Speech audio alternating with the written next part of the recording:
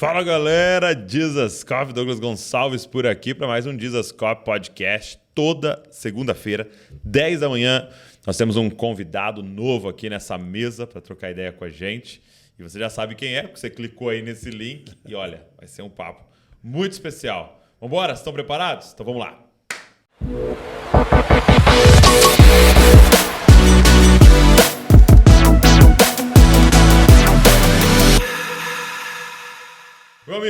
Meu amigo. Schubert, que honra. E aí, nossa, que honra para mim estar aqui com vocês, cara. Que alegria. Obrigado. Eu estou muito feliz. Muito obrigado por esse tempo. Chegou ontem no Brasil, né? Cheguei ontem no Brasil, ainda meio com jet lag, se eu vou tô pensando nas palavras. E falando ainda em outra língua, né? Uma pergunta que fica quando a gente pensa no Mark é onde é que o Mark está morando, né? Onde é que ele está vivendo hoje, assim? Cara, eu ainda estou perguntando a Jesus. Exato. Oficialmente, a minha residência continua na Alemanha. Ok. Qual cidade da Alemanha? A cidade é Essen, na verdade, é grudada com Düsseldorf. A cidade mais conhecida na área é Düsseldorf. Mas a minha cidade mesmo é Essen. Então, a gente fundou a igreja lá. Muito bom. Saiu a igreja em março deste ano, inauguramos a igreja, temos pastores lá. Qual é o nome? Se chama Revival Church. Revival Church. Faz sentido. Em inglês, apesar que é em alemão, mas os alemães gostam de falar inglês. Gostam? É. Muito bom. E você está lá já há quanto tempo? Eu tô, na verdade, janeiro já vai fazer 6 anos que eu tô na Alemanha. 6 anos? 6 anos. Muito bom. Onde que o tempo passou, né? E o que é mais difícil, aprender português ou alemão? O alemão é muito mais difícil. É mesmo? Muito, muito mais difícil. Para falar a verdade, português eu vivi no convivência, né? Vivendo e aprendendo. Você não fez aula, tá? Eu nunca fiz aula. Agora, eu peguei uns áudios, na verdade, online não tinha na época, eu acho que era fita cassete, né? Umas coisas assim, e uns livros e tal. Mas eu vivendo, aprendendo, vivendo e crescendo. Mas o alemão eu tive que fazer a escola. Eu fiz 1 ano e meio de escola. Você acha que só convivendo lá não seria possível? Eu acho que a parte gramática, eu acho que eu nunca iria conseguir fazer correto, porque lá é mais complicado. É tipo, não é feminino, masculino, é feminino, masculino e neutro. E aí, além disso, tenho 4 casos, que é nominativo, dativo, acusativo e genitivo. Então, tem 4 casos, 4 vezes 3. Então, o determinador, ao invés de só o ou a, são 12 diferentes possibilidades. É mesmo? Então, tipo, der, die, das, dem, des, sabe? Dessen. Então, eu acho que eu não queria, talvez falar ralando, né? Sim. Para falar... E aí, até hoje, eu não falo tudo correto, eu falo muitos erros gramáticos, mas eu falo e o espírito cai, então... Muito bom. E você prega em alemão lá todo? Sim.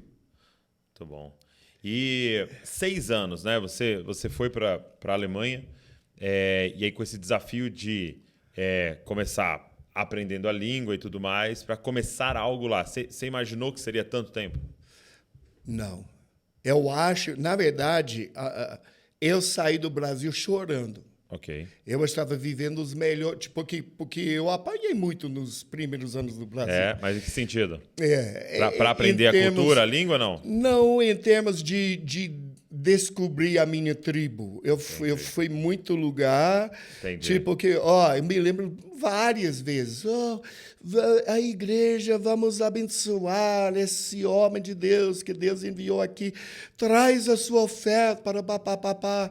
Então, depois do culto, pastor, qual é a sua conta bancária da semana que deposito lá. Até 20 anos depois eu estou esperando essa oferta, sabe? Entendi. Então, eu passei muito perrengue, né? Muita coisa difícil no início. Entendi. E aí, mas depois... Então, depois desses anos, nossa, eu estou morando no Leblon, no Rio de Janeiro, sabe, fazendo corridinha na praia, tomando açaí, bebendo água de coco, só viajando os melhores conferências, tudo no fim de semana, era boa. Então, Deus está falando, você vai para a Europa. Eu estou, retire-te, Satanás. Não pode ser Deus, né? Eu saí chorando, porque eu sempre imaginei que eu iria passar o resto da minha vida no Brasil. E como é que foi? Como que Deus falou com você sobre isso? Pô, a primeira vez, eu acho que era no ano 2015, sim. Eu estava numa conferência, nem lembro qual cidade, mas era uma conferência, um mover, tal e tal. No final, um irmão veio para mim e falou, Deus me mostrou, ele está colocando uma chave para as nações europeias na sua mão. Ele está abrindo as portas de Europa, tal e tal, e ele vai te enviar, você vai começar um fogo lá e tal. E ele puxou, ele tinha 10 euros no bolso. E ele mesmo? me deu, eu vou ser o primeiro de semear nisso, me deu 10 euros. E eu estou tipo... Amém. Obrigado, irmão. Tipo, vai catar coquinho, vai profetizar para a avó. Não é Deus, sabe? Mas, durante esse ano, eu recebi a mesma palavra profética, mais 4 vezes. Mais 4 vezes? 5 vezes em 5 cidades diferentes, eu recebi a mesma palavra. Então, no final do ano, eu ainda estava meio, e eu estava na luta do Vitor Belfort, em São Paulo. Okay. E ele ganhou a luta naquela noite. Nós estamos na sala de imprensa. No final, era 4 horas da madrugada. Nós estamos numa conferência de adoração, nós estamos num culto de igreja, estamos na luta do UFC. Um cara veio para mim 4 horas da madrugada, colocou um envelope na minha mão. E estava escrito, para você levar a palavra de Deus para a Europa. E tinha $1.000 dentro. Então, meu Deus, é Deus mesmo. No pós-luta? Pós-luta. Na coletiva da imprensa, depois da luta. E quem era esse homem? Um cara. Meu Deus. Veio. Então, aí você começou a ficar convicto que o Senhor realmente estava te chamando para... Então, eu sabia que o Senhor estava me chamando para a Europa. Então, eu estava esperto. Então, eu comprei uma passagem para Londres. Mas é isso que eu queria te perguntar. Como é que você encara a palavra profética? Quando você recebe ela e depois que teve confirmações, falou, não, entendi, é Deus falando. Você, então, agora age em cima dela? Ou quando você ouve uma palavra profética, você espera de que Deus vai fazer aquilo? Não, porque eu vejo muita confusão nisso na nova geração hoje. Inclusive, eu preciso saber o que eu estou falando. Onde é o profeta? Eu creio que profeta só vem para falar num caso muito específico, mas é um erro para eu construir minha vida, meu futuro, baseado em palavras proféticas. Okay. Eu preciso aprender a ouvir a voz de Deus por mim mesmo e da minha família espiritual mesmo. A melhor forma é se a profecia confirmar o que Deus está falando com você, né? Exatamente. E porque da boca de 2 ou 3 testemunhos, tudo será estabelecido. A Bíblia fala. Então, às vezes, eu já tenho uma convicção no meu coração, meu Deus, eu acho que Deus está me chamando para a Europa. Então, um profeta vem, aleluia, confirmou, sabe? Okay. Então, ok, é uma coisa. Agora, no meu caso, esse não confirmou nada. Então, eu, deixei... repetir, foi confirmado. Então, no final, depois de 5 vezes, né, 2 ou 3, eu sou meio cabeça dura, para mim era 5 vezes. Mas, então, quando eu tive essa convicção, ok, é Deus. Mas, mesmo assim, mas o Senhor tem que mostrar como fazer, o que fazer. Então, aquela oferta, foi, ok, Deus está me dando a provisão de comprar uma passagem. Eu não sei o que fazer. Entendi. Mas eu vou tomar um passo. Eu comprei, estava esperto, eu falo inglês, vai um lugar fácil, eu comprei passagem para Londres. Ok, porque era a Europa. Era a Europa. Na época, ainda era o EU, era antes do Brexit, né? Eu comprei passagem, obediente. E eu fui lá, conheci umas pessoas, marquei umas ministrações, eu fui para uns lugares. Mas enquanto eu estava lá, tem um casal que eu fiz o casamento deles uns 10 anos antes, aqui do Brasil. Ele é engenheiro e eles estavam por 6 meses na Alemanha. E eles falaram, mas quando você está bem aqui, passamos dias com a gente. E eu falei, ok, tudo bem. Eu marquei uma passagem, fui lá para passar 4 dias. Enquanto eu estava lá, Deus me falou, bom, eu ouvi a voz do Senhor. Aqui é o seu lugar. E eu estava, oh, meu Deus, é pior que eu imaginava. É pior que eu imaginava, né? Porque eu estava pensando agora, a Londres, Alemanha é outro idioma, outra cultura, outro completamente diferente. Mas eu sabia que Deus falou. Então, o que eu fiz? Eu fiz essa primeira viagem e eu entendi. Agora, eu sei o país. Durante o ano, eu fiz mais umas 4 viagens. Cada vez eu fiquei umas 3 ou 4 vezes. E eu fui para várias cidades da Alemanha, andando na rua, orando em línguas, orando para o lugar. Não é aqui. Não é aqui. Inclusive, um dia eu estava em Saarbrücken, que é no sul, e eu tinha já comprado passagem para ir para Berlim. E agora você estava perguntando para o senhor, então, qual cidade? Isso. Ok. Então, eu estou saindo de Saarbrücken para ir para Berlim naquele dia. O Espírito do Senhor, de manhã, na oração, fala, não vai. Não vai. E era para eu fazer, inclusive, muito doido, fazer um dia em Munique e de Munique para Berlim. Naquele dia que ele me falou não vai, foi o dia que o cara doido entrou lá no shopping e matou todo esse povo, o terrorista. Naquele dia. Mas o Senhor já tinha me falado para não ir. E ele falou, volta para Nordrhein-Westfalen, que é o estado que eu estava. Então, eu voltei lá. Depois de já ir em várias cidades na Alemanha, eu entendi, ok, esse é o estado de Nordrhein-Westfalen. Então, as 2 maiores cidades principais lá eram Düsseldorf ou Colônia.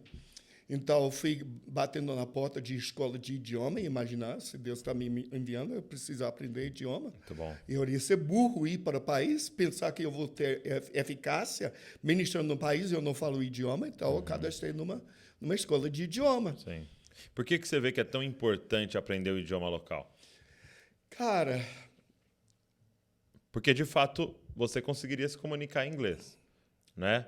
Mas não, sabe, o alemão, por exemplo, eles conseguem engatinhar falando inglês, mas você não alcança o coração das pessoas se você não está falando na língua mãe. Okay. Você pode falar coisas superficiais, mas se eu quero falar com o coração da pessoa, eu preciso falar na língua mãe. É interessante, até um amigo meu da Síria, lá, ele me contou, ele estava assistindo Joyce Meyer, sabe, lá na Síria, que eles tinham o programa dela dublado em árabe. Então, depois ele estava, ele descobriu ela, porque ele também fala inglês fluente. E ele estava assistindo ela em inglês. A Joyce Meyer. Mas ele falou, Mark, mas você sabe... não toca o meu coração do mesmo jeito, ouvindo em inglês, quando eu escuto ela traduzido para árabe. Porque é a língua do coração, né? A língua do Porque coração tem a ver com o que a mãe falava, o pai falava, né? E vai em um lugar especial dentro de nós, né? Muito bom. Então, amar aquele povo também é ir para uma escola de idioma, né? Cara, eu sou muito chato com isso. Eu sou chato de pessoa. Você vai lá, inclusive, a gente que fundou o Globe Mission aqui no Brasil, com o propósito, porque temos conexões com várias agências missionárias no mundo inteiro, o propósito de enviar missionários brasileiros para as nações, porque cremos que o Brasil carrega uma das chaves principais do mover de Deus que vai varrer as nações nos últimos dias. Amém. Eu creio isso, com toda a minha força hoje, eu creio que Deus me enviou aqui, mas o que está acontecendo no Brasil é uma chave para as nações. Então, a gente fundou o Globe Mission, mas o primeiro requerimento que nós temos, primeiro você tem que ter cobertura de uma igreja local, de alguém local. Segundo a primeira coisa, você vai lá e cadastrar numa escola de idioma, senão você não vai com a gente. É mesmo. Segundo pré-requisito é estar estudando o idioma do local. Exatamente. Para onde Deus vai te enviar. Muito bom, muito bom. Mas deixa eu voltar um pouco na sua história, né? A gente acabou indo lá para frente já para os dias atuais. Mas como é que é a sua história com o Senhor? Você já vem de uma família já na igreja cristã, missionária? Como é que é a sua história com o Senhor? Cara, a família da minha mãe era cristã. Era da Assembleia de Deus, daqueles velhos épocas. Assembleanos, lá nos Estados Unidos. Inclusive, meu avô era um dos charter members que ajudou, tipo, fundar uma igreja da Assembleia de Deus. Assembly of God. Assembly of God, em Clovis, New Mexico. Então, esse foi desse lado. Agora, a família do meu pai, eles eram cristãos, mas meu pai era hillbilly.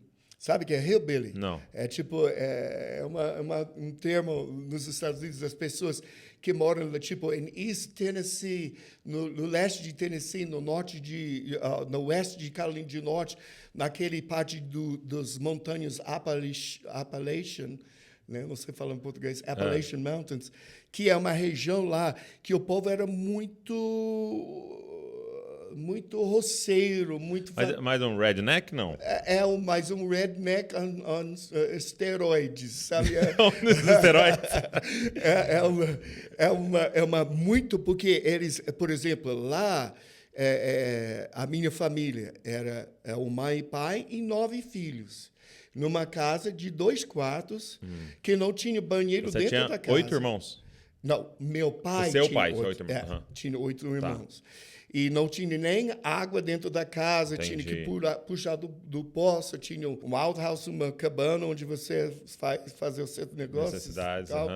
Então, e lá a igreja, por exemplo, meu pai era muito contra o cristianismo. Eles eram batistas, os meus avós, mas era tipo um batista hillbilly, que era tipo do povo lá que mexe com cobras, dizendo, Deus falou para levantar cobras. Era muito daquela região. Olha só, interessante. E muito, tipo, se você tivesse verruga, o pastor mastigava tabaco e cuspia. Mesmo, tinha todo um misticismo. Era muito esquisito. Então, meu pai era muito contra o cristianismo, porque ele tinha visto tanta coisa esquisita, né? Entendi.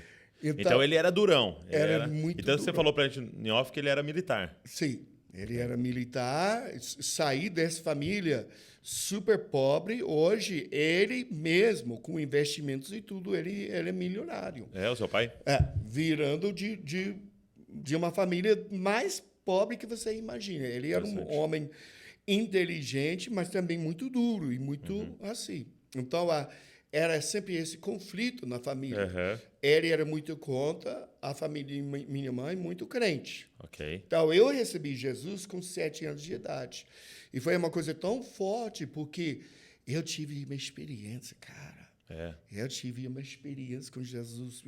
Eu me lembro, deitado no chão, em prantos, sabe? 7 anos. 7 anos de idade, falando em línguas, sabe, em prantos. Jesus era muito real para mim. Eu fui batizado e tudo. E minha avó, a gente falou isso no almoço, me lembro minha avó, de todos os netos, ela sempre fala, esse vai ser meu missionário. Esse vai ser o meu pregador.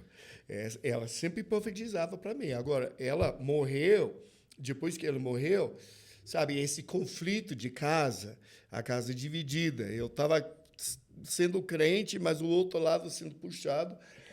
Eu fui para a faculdade. E essa figura do pai é muito forte, né? É muito forte. Somente para o menino ali, né?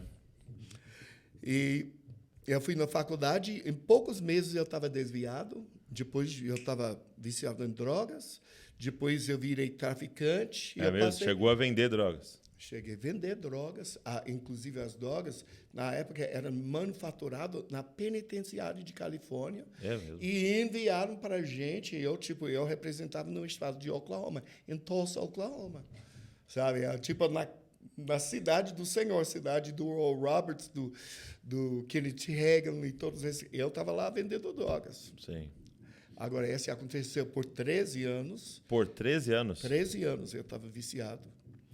E meu avô, a minha mãe, as minhas tias orando, Senhor, sabe? Tipo, eu imagino, por isso eu tenho muita fé para encorajar, tipo, mães e filhos que velho, membro da família. Não desiste, não. Não desiste, porque eu me lembro, parecia impossível. Eu me lembro até falando, eu vou morrer com uma seringa na minha, era um orgulho. Eu vou morrer assim, mas Deus, bom. E como é que foi essa volta? Cara, eu voltei porque eu era gerente de uns boates na cidade de Tulsa, Oklahoma. E eu estava usando esse lugar também para Business. fazer o meu business, né? E nessa época, que eu fico lá, né? Eu me lembro do Mumu, o filhinho do Lé, que está todo... Né? Toda vez que eu estou me ouvindo, eu estou falando com o Mumu. Né? Mas eu estava lá, né? Eu estava lá falando... E esse era o meu lugar, meu mundo. Eu estava viciado em drogas, viciado em sexo, viciado em dinheiro. E, de repente, os caras lá no penitenciário, que estão fazendo as nossas drogas, a polícia descobriu. Bom, então fechou tudo. Ok. Mas eu estava tão viciado por tantos anos, cara, eu não consegui, porque era eu fiz heroína, cocaína e MDMA e tudo, mas a droga de preferência era a metanfetamina. Sim. Então, era assim, às vezes eu ficava 5 ou 6 dias sem dormir. Uau. Então, bom, crash, dormi 2 ou 3 dias, levantar de novo. Então, quando acabou, cara, eu não consegui sair da cama. Imagina, 13 anos viciado, de repente, bom, acabou. Eu não consegui nem sair da cama. Então, foi um efeito dominó. Primeiro veio uma coisa assim, então eu perdi o emprego, porque eu não fui trabalhar por 2 semanas. Uhum. Eu fui mandado embora. Depois o banco levou o meu carro. Então, depois eu recebo uma nota de despojamento. De despejamento. Despojamento, né? De ser mandado embora da casa, né? Perder a casa que está alugando. Eviction notice, né? E eu estava aqui. Mas a pior coisa para mim era o dia eles cortaram meu TV a cabo. Foi a pior coisa. Não, porque, sabe, eu não consegui dormir sem televisão. Era um hábito meu. Eu ia voltar dos boates 2 ou 3 horas, 4 horas da manhã, e assistir televisão para dormir. Era o hábito por anos. Então, eu iria chegar em casa, cortou. A única coisa que passava na televisão foi um programa de um pregador que ele chama o General de Intercessão, Lester Summerall. Já ouviu o Lester Summerall? Ele era o general do intercessão naquela época, que era uma coisa assim. E toda noite, a única coisa que passava na televisão foi esse cara.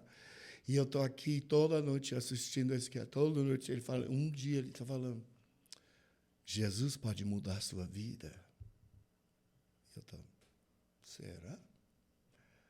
Jesus pode mudar a sua vida. Então ele fala, você gostaria que sua vida mudasse? E eu estou pensando aqui, nossa, perdi emprego, perdi carro, estou sendo chutado no meu apartamento e a única coisa que passa na televisão é você. Sabe? Sim, eu queria que Jesus mudasse a minha vida. Então ele falou, se dobra onde você está e ore comigo. Eu me dobrei lá naquela noite e eu falei, Jesus, minha vida é uma bagunça. Eu não sei para onde eu vou, não sei o que... Eu tentei por 13 anos, agora eu tentei parar de drogas, eu não consigo parar. A minha vida não tem propósito. Senhor, se o Senhor consegue mudar, mude minha vida. E foi assim. Uma semana depois, eu recebi um amigo meu me ligou da Flórida. Falou, Marcos, você não quer vir aqui? Passar uns dias aqui comigo? Eu falei, quero, bom, vai. E eu arrumei um emprego lá e alguém do meu emprego me levou para uma igreja. A igreja que estava lá, porque eu tinha confessado Jesus, eu estava sincero, eu queria servir, mas, sabe, o meu desejo... Sua carne gritando. De injetar essa droga, eu estava desesperado. E esse cara me levou para a igreja, um homem, eu nem sabia quem era, o nome dele era Benny Hinn. A igreja. Era a igreja. Na época, ele teve igreja lá. E eu me lembro, ele me chamou de todas as pessoas lá. Parece que ele teve um radar espiritual. Traz esse jovem para cá. Apontando para você. Temos 4.000 pessoas lá. Sério? E ele, traz esse jovem para cá. E 2 negão, segurança, de ternão, sabe? Aqueles de bom me puxaram lá no palco. Não tinha nem opção. Não. Ele pegou, sabe, as 2 mãos e ele pegou assim. Pum! E me bateu na barriga. Bom, e eu sei que é um cara polêmico, né? Que eu não concordo com tudo que ele fez, que eu não concordo com tudo que ninguém fez. Ninguém concorda Só com Jesus. tudo que eu faço. Mas a unção era genuína. Ele pegou as 2 mãos assim, pum! Me bateu na barriga, eu caí no chão. E eu comecei, rambambassalavassalá. Eu comecei a falar em línguas. É mesmo. Cara, eu levantei desse chão e eu nunca mais tive a mínima vontade de fazer drogas. 13 anos, eu tinha tentado. Eu estava livre. Agora, A partir desse dia, nunca mais teve vontade de usar drogas. Eu nunca tive a vontade. Acabou. Então, era muito, para mim, era muito nítido. Meu Deus, Deus é real mesmo. Eu pedi, porque eu creio que muito, existe esse negócio, às vezes, pessoas que não, eu quero ir para o culto e sou o homem de Deus orar por mim. Bom, eu estou curado. Eu não creio nisso. Com uma exceção, eu creio que são coisas que nós não conseguimos fazer por nós mesmos. E isso é a graça de Deus. A graça de Deus faz para nós o que nós não conseguimos fazer. Mas são outras coisas. Tipo, quando eu levantei daquele chão, eu estava livre do vício de drogas. Mas eu ainda estava tentado em sexo. Eu ainda estava tentando em outras coisas. Eu ainda tive que lutar. E Deus está falando, não, eu fiz para você o que você não conseguia fazer. Mas são umas coisas que você tem para fazer para você mesmo. Muito bom. Work out your salvation with fear and trembling, né? Como essa Desenvolver a sua salvação com temor e tremor. Isso. Muito bom. Essa é a salvação. Então, o que você está dizendo, de certa maneira, é que se o Senhor não tirou aquela vontade de você, é porque Ele quer te dar força para vencer essa vontade. Exatamente. Muito bom. Eu creio, são coisas que simplesmente é impossível por nós fazer sozinhos. E é por isso que Deus unge homens de Deus de fazer, mas como o apóstolo Paulo falou, Jesus, eu pedi 3 vezes para esse espinho da minha carne e você nunca tirou. Não. A minha graça te basta. Minha graça te basta. E ele falou, para você não pensar mais do que você deveria, se você ver nessa passagem 2 vezes, para que eu não pensasse mais do que eu deveria, foi dado para mim um espinho da carne. De novo, repete, para que eu não pensasse mais do que eu deveria pela abundância de revelações. Eu creio que são coisas na vida que a gente não entende, Douglas, que a gente pede ao Senhor, Ele não responde porque Ele quer que a gente fique dependente da graça. Sabe, a gente nunca chega ao ponto, como eu não vou nem essa história, mas eu estou falando de um homem de Deus que eu vi falar, a gente não precisa orar mais. Nós temos, sabe, já o ministério, já temos a unção, sabe. Ele deseja que nós sempre estejamos dependentes todos os dias. O pão de cada dia. A palavra do Senhor nos dá o pão de cada dia. Então quer dizer que a oração de ontem já não serve para hoje. Não Vamos ter que ir de novo. Eu preciso todo dia. Muito bom. E a partir desse momento, desse encontro com o Senhor, dessa libertação das drogas, como é que foi o chamado, a convicção para o ministério? Você fala assim, eu vou entrar de cabeça nisso aqui, eu vou me tornar um missionário. Como eu lembrava imediatamente. Foi imediatamente? Quase imediatamente. Depois de eu ser livre e começar a servir o Senhor, eu lembrava, a minha avó me chamou de missionário. Essas 2 coisas que me marcou muito você falando, né? Essa intercessão da sua família quando você estava fora, que você disse, não é em vão, né? Então não canse de orar para as pessoas, da sua família, para as pessoas que Deus está colocando no seu coração. E segunda coisa é essa profecia da sua avó com 7 anos, né? E às vezes você olha ali para aquele adolescente se desviando nas drogas, você pensa, poxa, não vai acontecer, né? Mas é uma palavra muito forte. Né? E eu lembrava quase imediatamente depois, eu vou ser missionário. É mesmo. Deus vai me enviar para as nações. E imediatamente, porque eu estava lá em Orlando, eu estava rodeado por imigrantes. cubanos. Não era brasileiro naquela época tanto. Tipo, hoje é muito brasileiro. Hoje o Brasil tomou conta. Mas era mais hispanos. Eu estava tipo com porto-riquenos, cubanos, colombianos e imediatamente eu estava rodeado por isso. Comecei a estudar espanhol. Deus vai me enviar para as nações. Olha aí, a língua sempre, né? Presente na sua história. Já a língua. Muito bom. Então, imediatamente você já teve essa convicção, o Senhor vai me enviar para as nações. E era mais ou menos 95, era 95 ou 96, eu fiz a minha primeira viagem missionária. E eu lembro pensando, meu Deus... Isso foi quanto tempo depois porque da sua libertação ali? A libertação, eu acho que era no início de 93. Tá. Então, 2 anos depois. De 2 ou 3 anos de preparação. E eu cheguei a ser o líder de louvor do grupo de jovens lá na igreja de Benihim, sabe? Então, era um aprendizado comigo. Quem me discipulava naquela época também era o Carlos Sarmiento, que era ele é o presidente do OHAP, Orlando House of Prayer, hoje, lá em Orlando. E foi esse processo. Então, também Rick Van Wagner, que era um grande profeta naquela época, que hoje tem uma grande igreja lá em Claremont. Todos esses homens contribuíram na minha vida e eu fui crescendo. Então, em 95, 96, eu fiz a primeira viagem missionária. Para onde?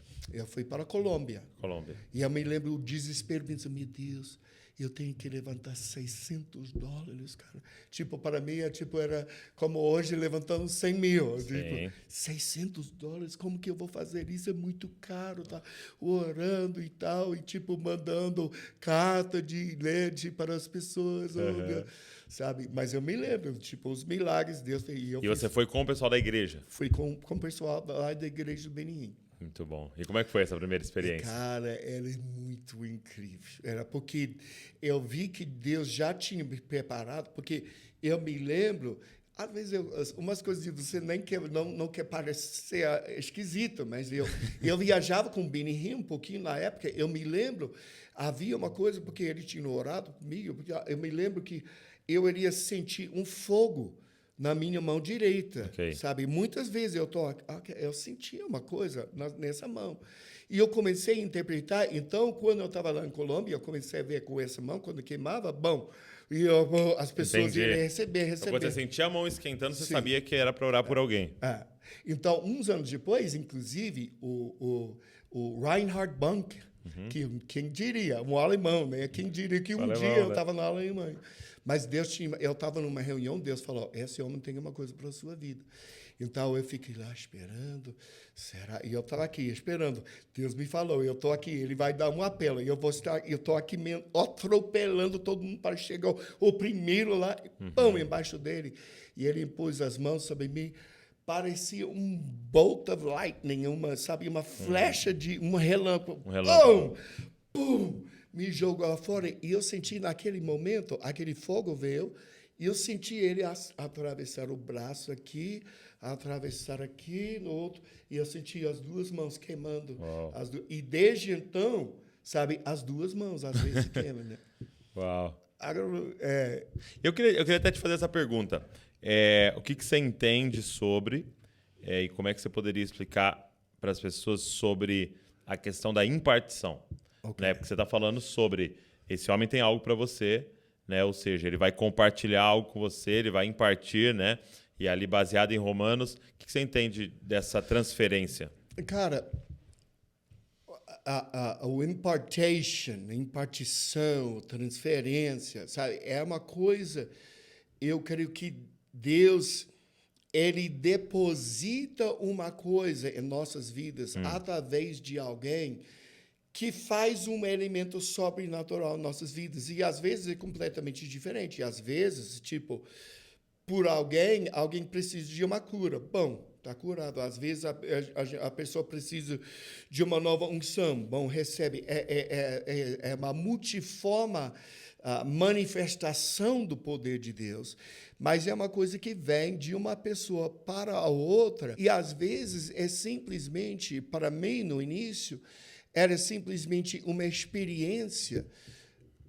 E eu quero falar isso cuidadosamente, porque eu creio que nós vivemos nossa vida pela fé. Sim. Nós não vivemos pelas experiências, emoções e tudo assim.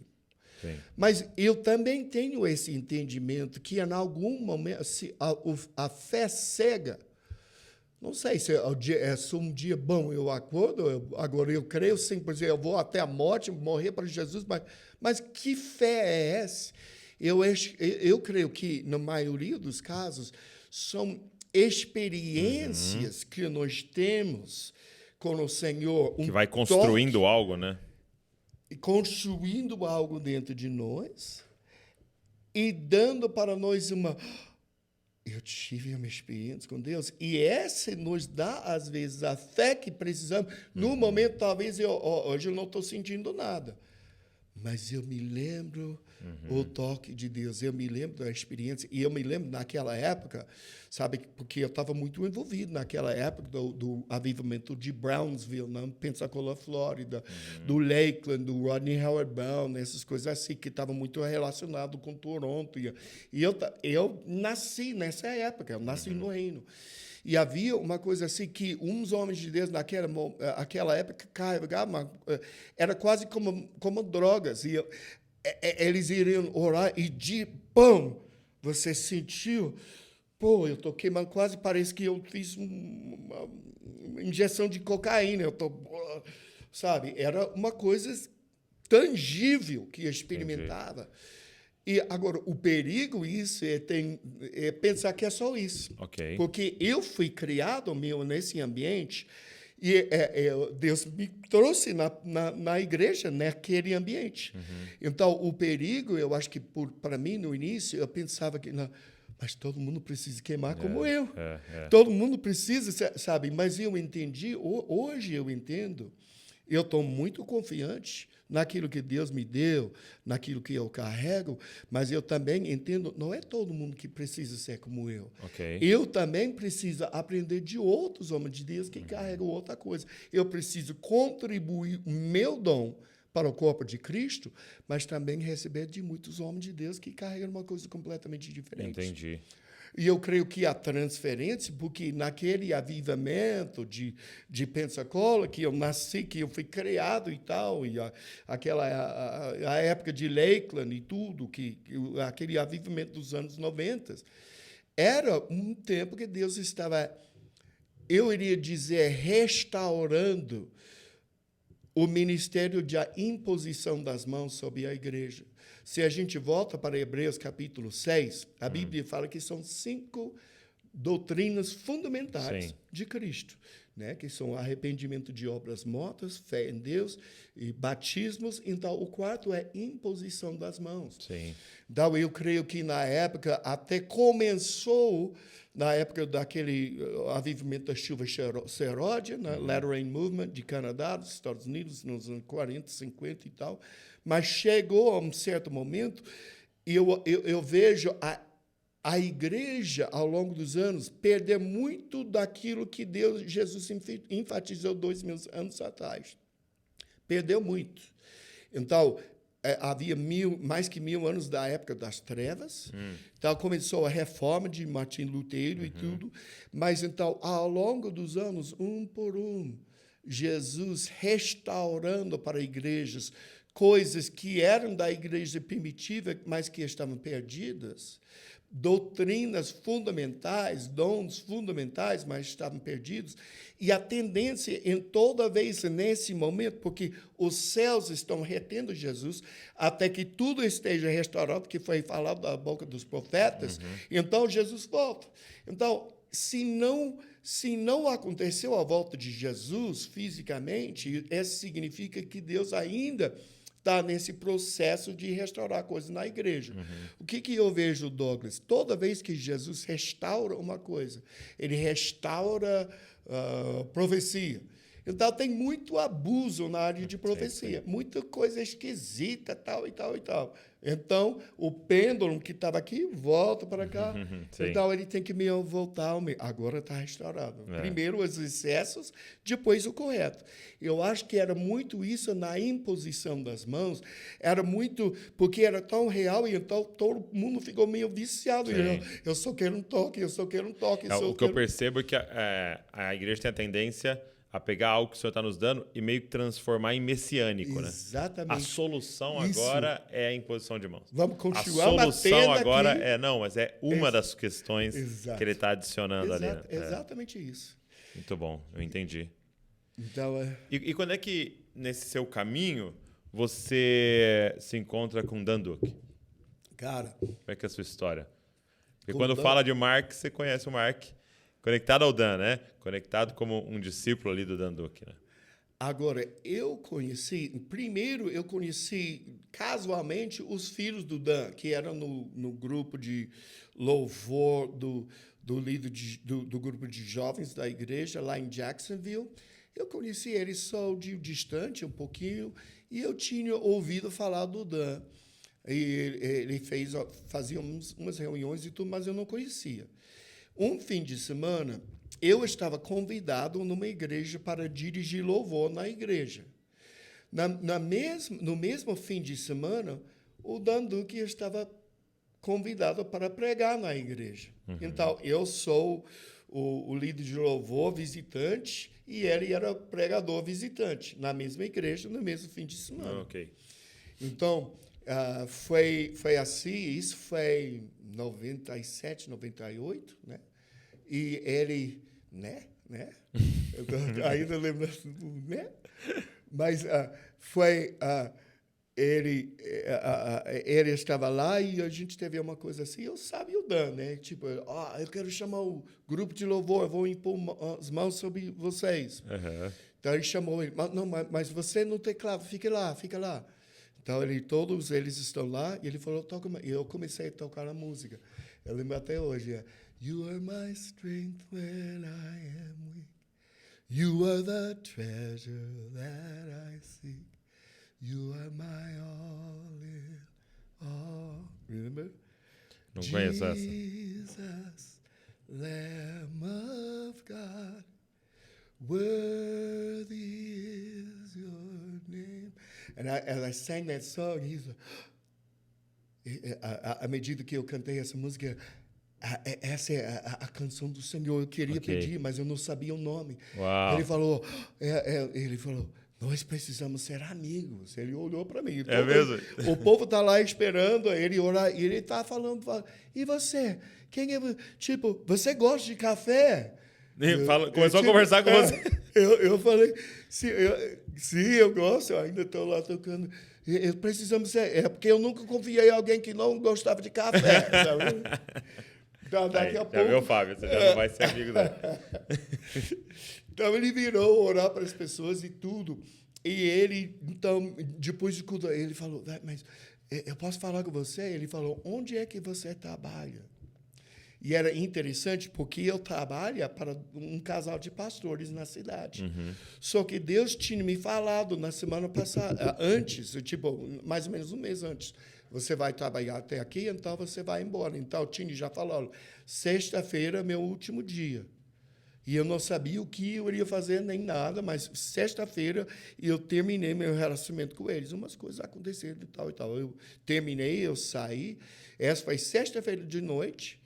Domingo de manhã, o Dan está me chamando. Você vem para o meu escritório na segunda-feira. E eu fui lá e eu comecei a fazer homeschool dos filhos dele, porque eles perderam 6 meses da escola por causa do avivamento lá em Jacksonville. Ele tirou eles da escola, falou, essa é mais importante. Então, eles estavam na escola dia e noite. Na igreja dia e noite por 6 meses. Então, ele me contatou para ensinar, fazer homeschool com os filhos dele. Olha só. E também eu peguei várias pregações dele, editei como livros, e então eu comecei a viajar com eles nos fins de semana. Então, esse foi quase 25 anos atrás, e a gente conectou. Incrível, incrível. E aí foi ele a pessoa que te conectou, então, com a questão Brasil. Porque, na época, eu estava viajando para países latinos. Uhum. Né? Aprendeu espanhol. Eu praticava a palavra de Deus no espanhol. e eu sempre falava para todo mundo, não, mas meu chamado é para países que falam inglês e espanhol. Sabe? É mesmo? Minha mente, naquela época, muito limitada. Mas esse é meu chamado. E o Danmark, Eu creio que você tem um divine appointment, uma hora marcada, sabe, no Brasil. Eu falei, mas eu não falo português e tal, e tal. Mas ele foi meio insistindo, então... Eu vejo, realmente, ele é a voz de Deus na minha vida, eu preciso submeter. Então, eu fui para o Brasil. Então, naquele momento em que ele falou, você não concordava, vamos dizer assim. Não era o que você via. Não vi. Então, você fez debaixo de submissão. Exatamente. Completamente debaixo. Inclusive, eu me lembro naquela época, porque eu e Dan iríamos encontrar no escritório dele todos os dias para orar de manhã. Eu e ele e uns do time, toda manhã. Então, eu me lembro quase todo dia ele estava lá, porque eu me vi, eu sou profeta. E todo dia o Dan está impondo mão sobre mim. Oh, vem brotar dom apostólico. Vem apóstolo de... Eu estou não sou apóstolo, sou profeta. Né? Mas eu meio, tipo, ele meio puxando isso, profetizando, puxando isso de mim. E meio insistindo. Eu não quis ir para o Brasil, mas eu fui porque meu pai me chamou. Exato. Sabe? Então, eu fui para o Brasil, a primeira vez era... Novembro de 2000, eu estava em São Luís, Maranhão. Ok. O Angelim, né? A família Arraes, Fred Arraes, o irmão dele, o pai dele. Rodrigo. Né? Rodrigo, pastor Joaquim, né? E foi a primeira vez que foi lá, então, São Luís? A primeira igreja. Na época tinha 200 pessoas. Eu acho que mesmo, no Angelim? Tem 13 mil membros hoje, uma coisa assim, sabe? Mas na época eram 200, 300 pessoas e havia um fogo e glóriazinho, né? Que era David Keeler. E o cara lançando o primeiro CD que ninguém sabia quem era, que era o pastor Cirilo. É mesmo? E o Dan Duque e eu, sabe? Uau. Era naquela época. Eu me lembro, a primeira noite, eu tô lá, papá, e o Dan fala, Mark, canta. Ele parou o David Keeler, Mark, canta uma música. E eu tava, mas eu não falo, pode cantar em inglês mesmo. Eu cantei a mesma música. You are my all in all, Jesus, Lamb of God. E eu me lembro uma coisa que eu nunca tinha visto. Sabe, um vento começou a soprar naquele lugar. E eu vi pessoas começar simplesmente cair das cadeiras no chão. E foi esse mover, essa coisa que eu nunca tinha experimentado.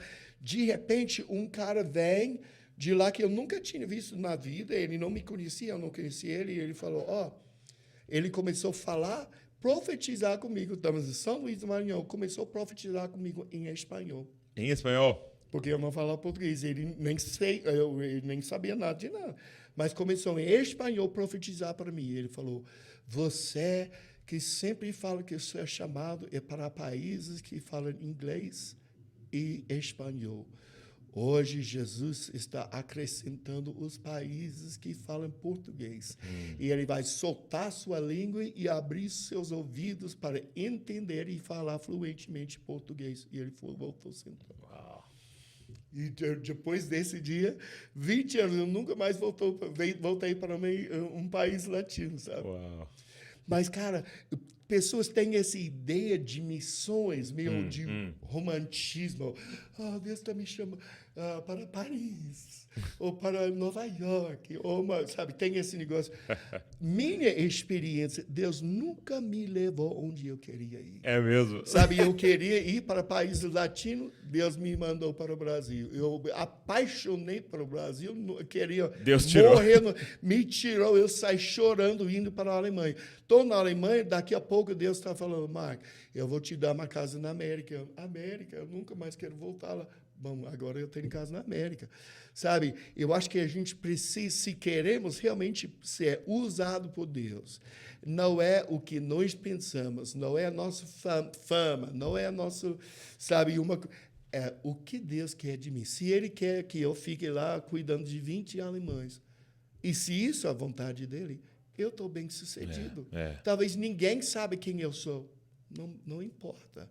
O que importa é obedecer à vontade de Deus. Isso é muito forte, né? Eu lembro aquela passagem que tá Paulo e Barnabé, né? E eles brigam ali por causa de Marcos, né? João Marcos, né?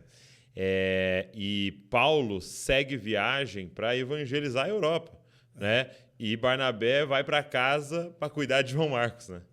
Então você vê essa nobreza nessas duas coisas, né? Talvez um que alcançou centenas e milhares, né? E impactou cidades, que foi o ministério de Paulo, e um outro que voltou para casa talvez para cuidar de um, né? Para discipular um. Mas que depois foi útil para aquele que estava cuidando de centenas. Então, é a gente ter essa confiança de que às vezes são 20 alemães lá que vão mudar coisas que a gente nem imagina, né? Que vão realizar coisas que a gente nem imagina, que talvez a gente nem vai ficar sabendo na nossa vida, né?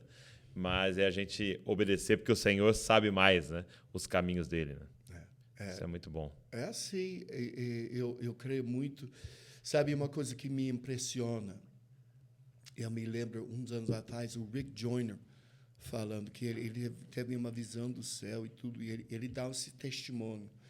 Ele falou, eu estava lá, diante do trono de Deus, estava chamando as pessoas para dar o galadão, dar a recompensa e tal. E eu estava pensando, nossa, eu fundei tantas igrejas, escrevi tantas coisas, eu devo ser... E então, Deus chamou ele. E ele viu, ele estava lá, tudo confiante. Daqui a pouco, Deus, o Pai, passou. Olhando para cima, para baixo, olhando. Levou um tempo, daqui a pouco, aquele empolgação, aquele alegria virou temor, depois de um tempão de quieto, só olhando, finalmente Deus, o Pai, falou, eu estou apenas tentando ver quanto do meu filho eu consigo ver. Sabe, foi uma coisa... E ele viu aquele dia, ele viu muitos grandes pregadores, sabe, lá atrás. E uma dessas pessoas que estavam mais perto de Jesus era uma mãe de casa, cuidou de 2 ou 3 filhos, intercessora, orando pelos ministérios, orando pelos... Que uma das pessoas mais perto de Jesus, ninguém nem conhecia. E eu vejo isso muito nitidamente na forma até dos que tinha 5 talentos, 1, 2, 3 talentos, 1 talento. Mas o que aconteceu... O juízo do Senhor não é na quantidade, não é mas é a medida. O que você fez com aquilo que Deus te deu? É isso. É isso. Tipo, alguém que tem muito, aceita muita coisa, talvez ele nem fez metade do que ele poderia ter feito. Sim, sim. Mas uma viúva que tinha 2 moedas para jogar, ela fez tudo, sabe? Então, o juízo de Deus, o julgamento de Deus em nossas vidas é segundo não a quantidade, mas a medida. O que fizemos com aquilo que Ele nos deu. Muito bom. E se eu tenho pouco, eu não preciso ser. Eu só preciso ser fiel com aquilo que Deus me deu. Sim. Fiel. Fiel é uma palavra central, né? Servo bom e fiel. Então, você está dizendo que o pai estava olhando assim e vendo quão disascope ele foi, então. Aleluia! Isso mesmo. Acabou. Pronto. Muito bom, muito bom. Mark, como é que é hoje, assim, ou sempre... como é que é a sua vida devocional? Né? Você é um cara assim mais rotineiro, assim, certinho, tem horário certo, tem uma forma que você sempre faz, é uma coisa mais livre, como é que é? Cara, agora, o meu desafio hoje é as viagens, né? Sim, Porque, sim. como eu falo, tipo, eu estou basicamente 4 meses por ano na América, 4 meses por ano no Brasil, 4 meses por ano na Alemanha, 1 mês aqui, 1 mês aqui, 1 mês aqui. O lugar mais difícil é o Brasil. Porque no Brasil é tipo 1000 muito por ano. amigo, muita gente. Um dia aqui, um dia aqui, um dia aqui. E às vezes eu não estou tão fiel como eu deveria. Entendi. Ou eu gostaria, vamos dizer. Mas quando eu estou em casa, minha rotina é normalmente assim. Eu levanto de manhã, eu tomo café, eu tenho... Porque não dá para confiar em alguém que não toma café. Dá para confiar, né? Eu tenho meu copão de café brasileiro bem forte lá, eu sinto lá, e eu começo meu dia assim. E geralmente, até meio dia, eu seu tempo com Deus. Quieto. Ok. Sabe? Uns dias eu estou orando, uns dias eu estou lendo. Às vezes eu estou distraído no meu iPhone, eu tenho que repreender o iPhone e jogar no outro quarto, porque eu reconheço que eu estou... ele está te roubando. Vamos lá, alguém. Sabe, eu reconheço, às vezes eu tenho que pegar... Meu Deus, eu já perdi meia hora. Eu pego e boto no outro quarto. Prende ele lá, sabe tranca o quarto. Eu descobri, porque então eu faço isso. Nossa, mas eu preciso falar, deixar uma mensagem para fulano. Eu preciso não esquecer de fazer. Então, eu estou tão cheio da cabeça de coisas que eu preciso lembrar para quando eu estou conectado de novo com o meu iPhone, que hoje Deus me deu uma estratégia que eu levo um caderno, deixo meu iPhone no outro quarto, Ok. eu pego um caderno, e se uma coisa vai que eu não quero esquecer, eu escrevo. Ok. Então, continua orando, continua buscando. Daí vem mais uma coisa, eu preciso ligar para Douglas, dar uma palavra, escrevo, sabe? Assim. Porque se você pegar o celular para tentar escrever, vai ter uma notificação, vai ter um negócio. Eu estou perdido. Mas esse é o que eu procuro fazer. É tipo, mais ou menos até meio-dia. Talvez eu tiro meia hora fazendo uma caminhada, fazer uma coisa de exercício físico, mas geralmente eu acordo 7h30, tomo café e de manhã é o meu tempo quieto. Às vezes escrevendo, às vezes lendo, às vezes orando. Todo dia é diferente, mas esse é o meu dia, quando eu estou em casa. Ok. Uma manhã ali para o Senhor, né? Isso. O que eu percebo é que o nosso desafio é estar atento e consciente, né? Por muito tempo a gente falava, né, de uma forma meio sem pensar, né? Vamos entrar na presença do Senhor aqui. E a gente começou a falar, não, estamos sempre na presença do Senhor. A gente nunca sai da presença do Senhor. Mas, de fato, existe um estar consciente, né? Estar ligado. Né? Então, a gente pode estar aqui agora e ouvindo o Senhor falar, né? Ou a gente pode estar totalmente desligado e tão preso aqui nas coisas que a gente vê. Como é que você faz para estar ligado, para ouvir o Senhor falando, para uma palavra profética, para um discernimento? Sabe, Douglas, hoje eu entendo, Jesus está sempre falando, de uma certa forma. Ele está sempre comunicando. A nossa dificuldade é aquietar a alma para poder entender e ouvir na esfera espiritual. Porque a alma, Deus nunca fala para nós na alma. Ele sempre fala no espírito. Okay. Então, a alma é nossas emoções, nossos pensamentos e tal. Mas eu tenho que aquietar e aprender a aquietar as minhas emoções, os meus pensamentos humanos, para entrar naquela percepção do mundo espiritual que está ao redor. Então, esse é um dos desafios. Eu procuro, durante meu dia, hoje, eu procuro estar com uma conversa com Jesus o tempo todo. Durante meu dia inteiro, até falar, Jesus, até eu estou fazendo compras, Jesus, você acha que esse é bom? Mesmo? Você está numa conversa com ele. De mil está... Porque eu acho que esse perceber, aprender a perceber... Ele está sempre aqui e viver isso, né? E aquietar as emoções, sim, porque sim.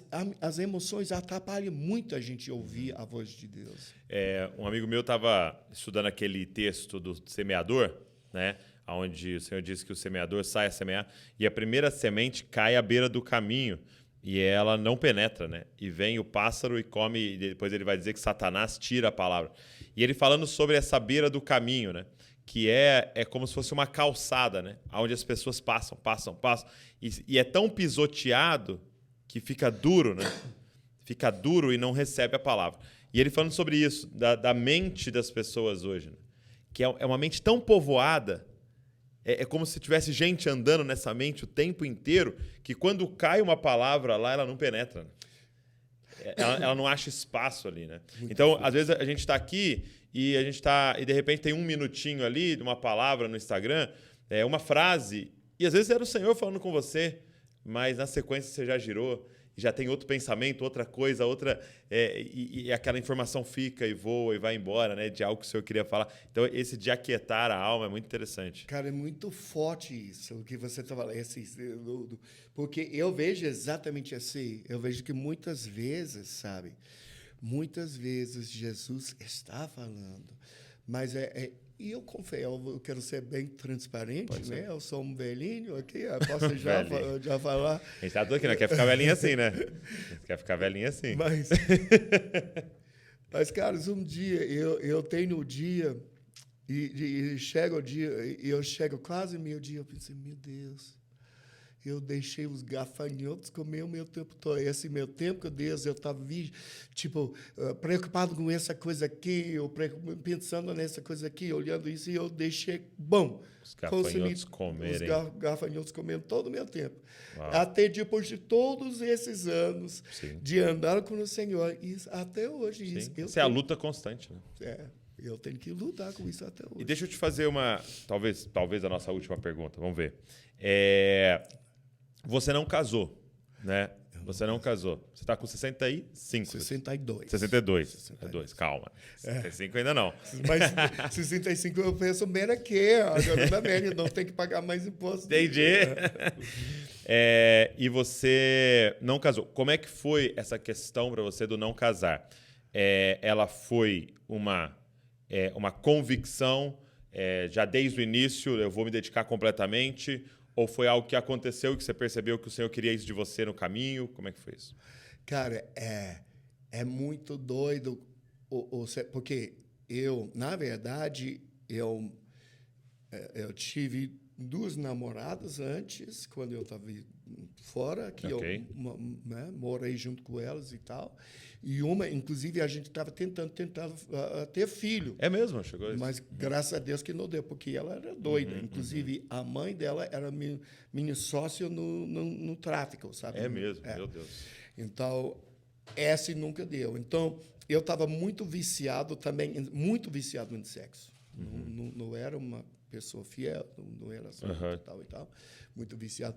Então, quando eu recebi o Senhor, e então eu falei esse testemunho, que eu estava liberto das drogas e tudo, e havia naquela época uma menina na igreja que eu comecei, mas logo eu percebi que eu não estava preparado de viver um relacionamento em santidade. Okay. Eu não estava preparado por isso.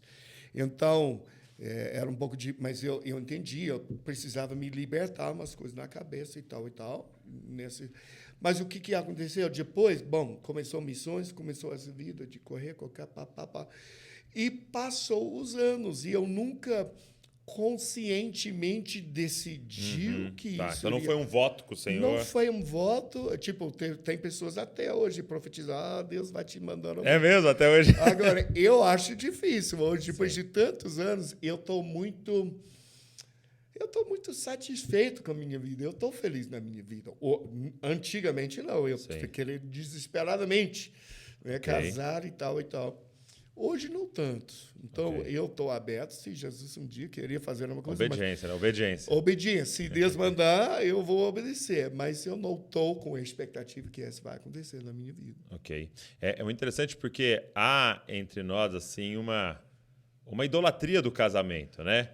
Como o casamento sendo assim também como quase que uma redenção ali, né? E você está falando de uma vida satisfeita em Cristo Jesus sem ter casado, né? Isso é muito interessante. E podendo se dedicar completamente ao Senhor todo o seu tempo, né? E tudo que você está fazendo hoje só é possível dessa forma, né? Porque não teria como você ficar 4 meses na Europa, 4 meses, né, com todos os seus filhos e tudo mais, né? Agora iria ser difícil. Sim. Muito bom, muito bom. Obrigado. Obrigado por esse tempo tão especial aqui, parar esse tempo aqui. Quanto tempo você fica no Brasil? Eu estou aqui um mês. Um mês. Mas rodando toda a parte aí. Rodando, Muito bom. Mas vai ser um tempo, sabe, é puxado, mas é muito...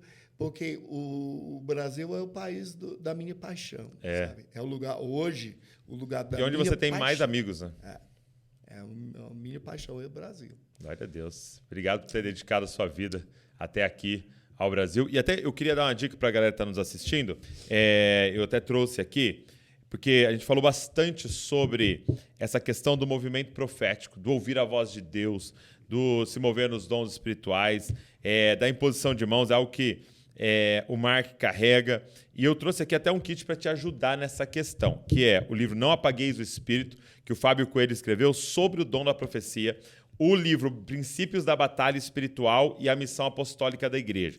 Gente, são temas que a gente precisa crescer como igreja, é algo que o Senhor tem restaurado entre nós, mas nós precisamos compreender o que a palavra de Deus diz sobre isso. Eu acho que é muito forte quando a gente compartilha experiências, nos inspira.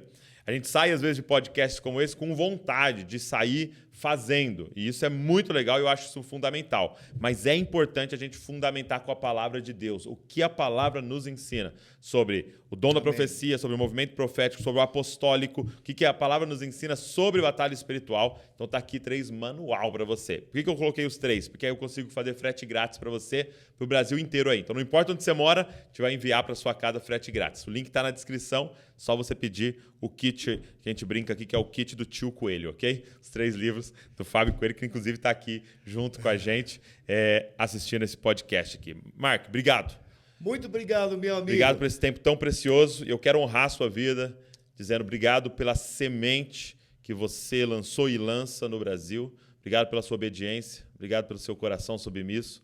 Obrigado por não ter medo de ser ousado em ouvir a voz de Deus e fazer o que Deus está mandando.